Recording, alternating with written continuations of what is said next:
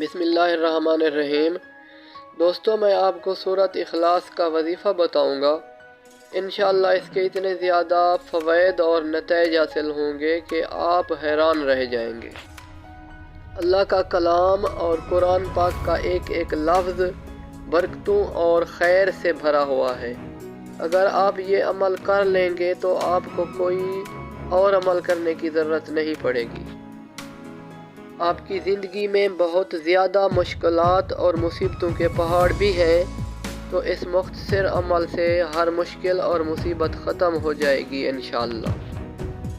تو دوستو، آپ سے ریکویسٹ ہے کہ اگر آپ پہلی دفعہ ہماری ویڈیو دیکھ رہے ہیں تو آپ چینل کو سبسکرائب کر دیں اور بیل کے بٹن کو دبا دیں تاکہ تمام اسلامک ویڈیوز آپ تک پہنچتی رہیں۔ حدیث پاک ہے، حضرت ابو ہریرہ رضی اللہ تعالیٰ عنہ سے روایت ہے کہ رسول اللہ صلی اللہ علیہ وآلہ وسلم نے ایک شخص کو سورہ اخلاص پڑھتے سنا تو آپ نے فرمایا واجب ہو گئی۔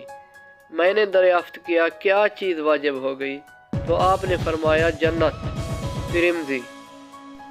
حضرت عائشہ صدیقہ روایت کرتی ہیں کہ نبی اکرم صلی اللہ علیہ وآلہ وسلم نے ایک شخص کو لشکر کا امیر بنا کر بھیجا تو وہ اپنے لشکر کو نماز پڑھاتا تو ہر رکعت میں سورہ اخلاص پڑھتا۔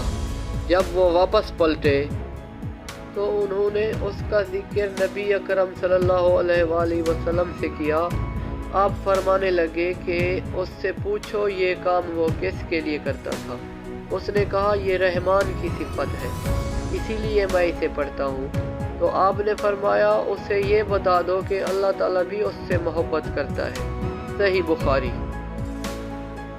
تو بہنوں اور بھائیوں، میں آپ کو مختصر اور بہت آسان وظیفہ بتانے لگا ہوں۔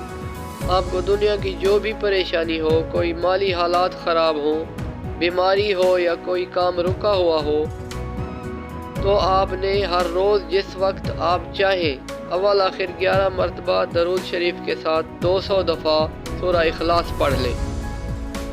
دوستو، نماز کی پابندی کریں اور درود پاک کو اپنا معمول ضرور بنائیں۔ میرا ایمان ہے کہ آپ کی تمام پریشانیاں ختم ہو جائیں گی۔ تو دوستو، درود پاک کی برکت سے ہونے والی دعا میں شامل ہونے کے لیے اپنا نام کمنٹ سیکشن میں ضرور لکھیں۔